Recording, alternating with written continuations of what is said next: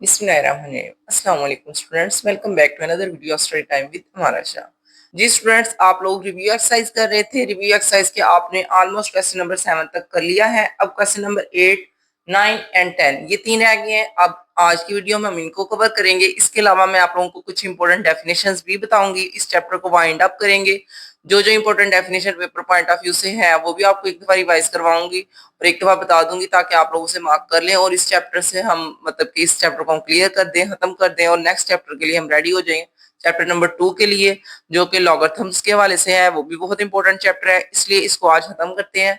तो स्टार्ट करते हैं। हमारा पहला क्वेश्चन है the sum of 3 consecutive odd integers, यानी कि आपने तीन ऐसे नंबर्स ऑड लेने हैं। ऑड नंबर्स कौन से होते हैं? 1, 3, 5, 7 वाले। ओके, आपने तीन ऑड नंबर्स लेने हैं। उन तीनों ऑड नंबर्स को जब आप ऐड करोगे आपका आंसर आएगा 51 is 51। Find the three integers, तो आपने वो तीनों नंबर्स फाइंड करने हैं जिनको प्लस करके आपका आंसर 51 आता है। ठीक है, तो ये क्वेश्चन आपने पहले भी किया हुआ है, आपको पीछे से दिखाती हूँ।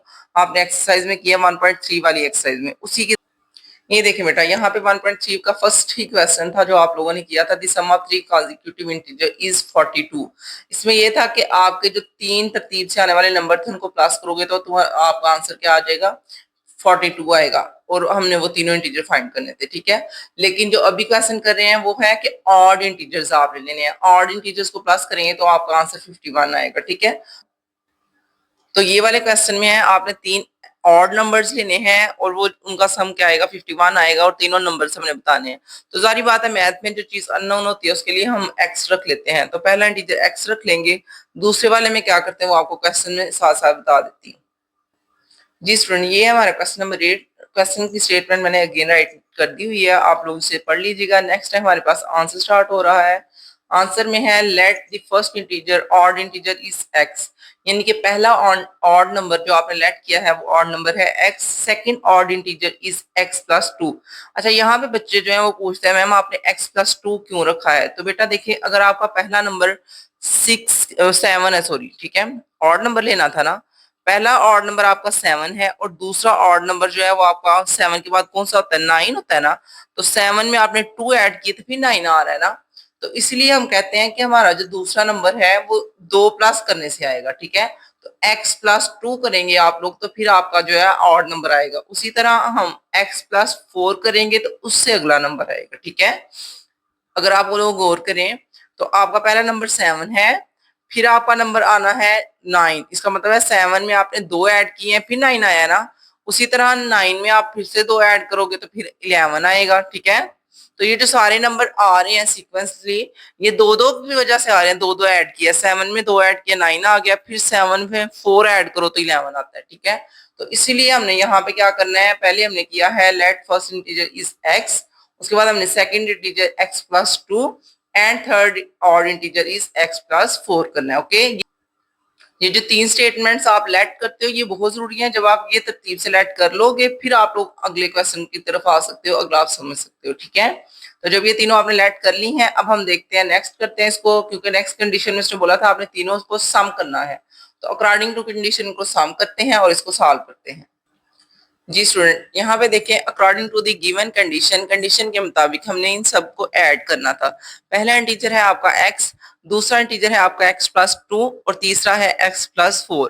तो अब आप लोगों को नजर आ रहा है ये जो सारे x हैं ये ऐड आउट हो जाएंगे, क्योंकि ये सारे वेरिएबल एक तरफ ऐड होते हैं और ये कांस्टेंट नंबर्स एक तरफ आ जाते हैं। तो x x और x तीन दफा है तो 3x हो गया, और ये जो 2 है और ये 4 6 हो जाएगा ऐड हो, क्योंकि प्लस हो गया है। फिर हम क्या करते हैं, ये जो 6 इस साइड पे है इसको हमने दूसरी साइड पे लेके जाना है। तो यहाँ पे प्लस है, दूसरी साइड पे जाके क्या होगा, ये माइनस हो जाएगा। ठीक है, तो यहाँ पे देखिए हमने 3x is equal to 51 minus 6 कर लिया। ओके, अब आप इन दोनों को माइनस करेंगे तो आपका आंसर आएगा 45।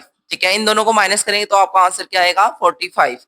फिर आपने क्या करना है, यहाँ पे 3 जो x के साथ मल्टीप्लाई हो रहा है वो दूसरी साइड पे जाके डिवाइड हो जाएगा। यहाँ पे देखिए 45 डिवाइड बाय 3, जब ये डिवाइड हो जाएगा तो डिवाइड होने का मतलब होता है कि आप इसका टेबल पढ़ के इसको कटिंग कर सकते हो। 3 1 टाइम 3 3 15 टाइम्स 45।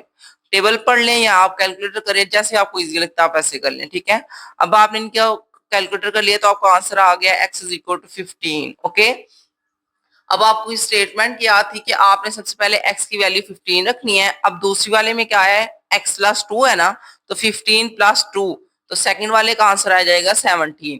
उसी तरह थर्ड वाला आंसर आएगा 17 प्लस 2, तो 17 आपने अभी निकाल लिया, 17 में 2 ऐड करेंगे तो आपका आंसर क्या आ जाएगा 19। ठीक है, बेशक आप 17 की वैल्यू रख के प्लस 2 करके 19 कर लें, बेशक आप 15 की वैल्यू रख के प्लस 4 कर लें, फिर भी 19 ही आएगा। ठीक है, ये दोनों मेथड हो सकते हैं, आप जैसे मर्जी इसमें वैल्यू पुट करके आंसर निकाल सकते हो। आपके ये तरतीब से नंबर ही आने हैं 15, 17 और 19। अब इन तीनों नंबर्स को आप प्लस करोगे तो आपका आंसर 51 ही आएगा। बेशक आप चेक कर लीजिएगा और फिर मुझे कमेंट बॉक्स में बता दीजिएगा कि मैम इनका आंसर जो है वो 51 ही आया जब हमने ऐड किया। ठीक है, तो ये आपका क्वेश्चन नंबर 8 हो गया है। अब हम चलते हैं क्वेश्चन नंबर 9 को सॉल्व करते हैं। जी बच्चों, ये है क्वेश्चन नंबर 9। क्वेश्चन नंबर 9 भी बहुत ही आसान है बेटा, बस ये है कि इसको आपको पहले स्टेटमेंट को समझना पड़ेगा कि स्टेटमेंट क्या है इसमें।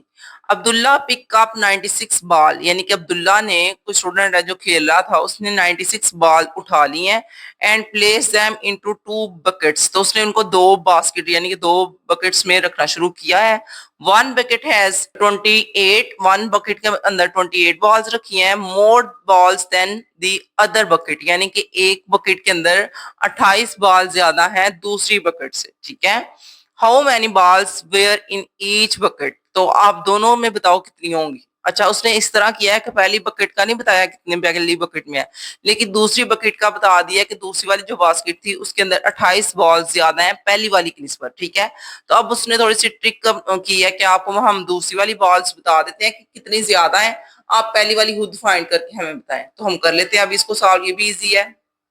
ऑलरेडी क्वेश्चन नंबर 9 की स्टेटमेंट पढ़ ली है, वो काफी लेंथी है इसलिए मैंने यहाँ पे राइट नहीं की। अब हम इसको सॉल्व करते हैं। बॉल्स इज इक्वल टू 96, यानी कि कितनी बॉल्स थी हमारे पास, टोटल 96 थी। Let the number of balls put one bucket, एक बकेट के अंदर कितनी उसने रखी है, वो है एक्स, क्योंकि उसने हमें बताया नहीं इसलिए हम खुद से एक्स रख लेते हैं। ठीक है, number of balls put in other buckets, जो दूसरी बकेट थी उसका उसने बोला था उसमें 28 ज्यादा है, तो आप लिखेंगे x प्लस 28। ओके, 28 बॉल इसमें ज्यादा है, इस वजह से ये पहली वाली में x है और दूसरी वाली में x प्लस 28 है। ओके, और आपकी दूसरी वाली बकेट है, उस बकेट में आपकी जो 28 बॉल्स है वो ज्यादा होंगी। ठीक है, तो अब हमने ये राइट कर लिया है। नेक्स्ट देखते हैं हमने क्या करना है। अकॉर्डिंग टू द कंडीशन, जो उसने कंडीशन बताई हुई है उसी कंडीशन को आपने फेस करना है, उसी के अकॉर्डिंग आपने इस क्वेश्चन को सॉल्व करना है।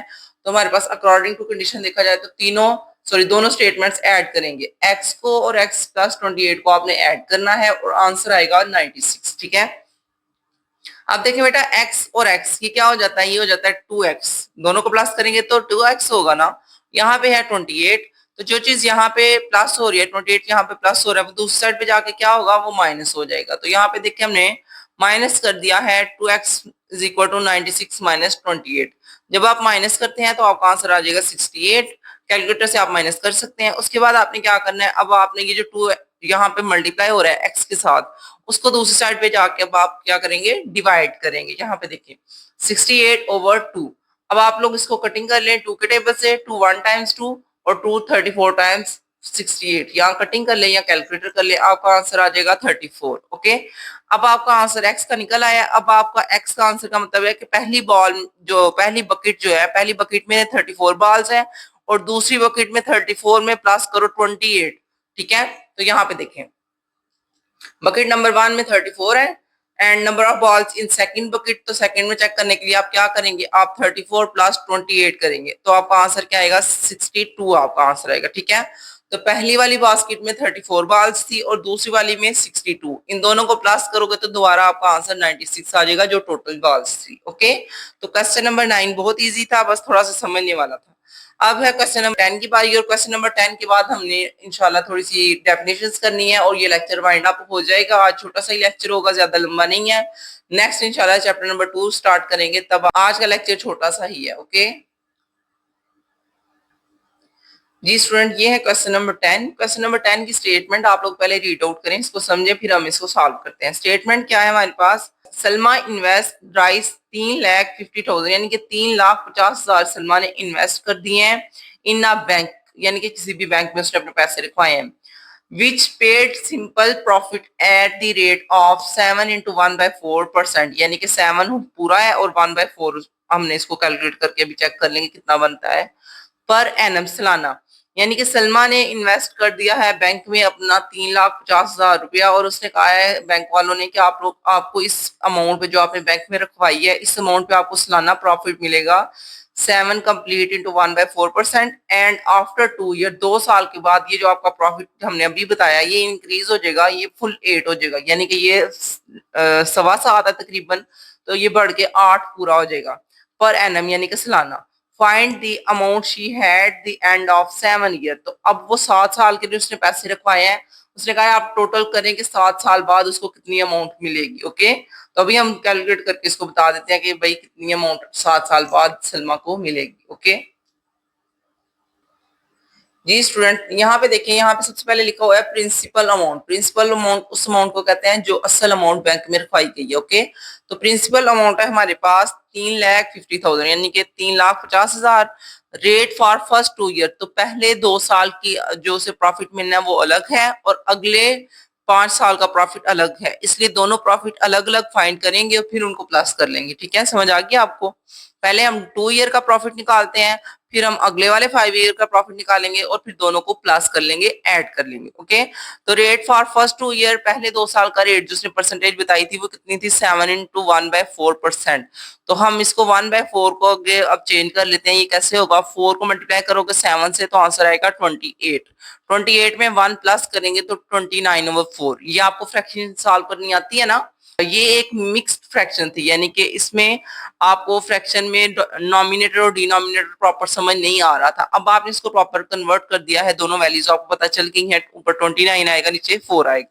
इसको मजीद आप कैलकुलेटर करेंगे तो आपका आंसर आएगा 7.25, जो मैंने आपको बताया था तकरीबन 7.25 बनता है। ठीक है, नेक्स्ट है हमारे पास रेट फॉर नेक्स्ट 5 ईयर, 5 साल के लिए उसने चेंज कर दिया था। वो उसने कहा था 8% प्रॉफिट आपको मिलेगा। ठीक है, पहले 2 साल में 7.25% मिलेगा और अगले जो 5 साल है वो आपको 8% प्रॉफिट मिलेगा। तो पहले हम देखते हैं भाई इसका टाइम, पहले 2 साल का टाइम जो है वो 2 ईयर है और नेक्स्ट जो आपको मिलना है वो 5 ईयर। ये दोनों टाइम हमने राइट कर दिए हैं। अब आपको एक सिंपल सा फॉर्मूला है वो याद करना पड़ेगा, फिर इंशाल्लाह आप क्वेश्चन को सॉल्व कर लेंगे। ठीक है, अभी आपको फॉर्मूला बताती हूँ नेक्स्ट क्या है, ये देखें जी।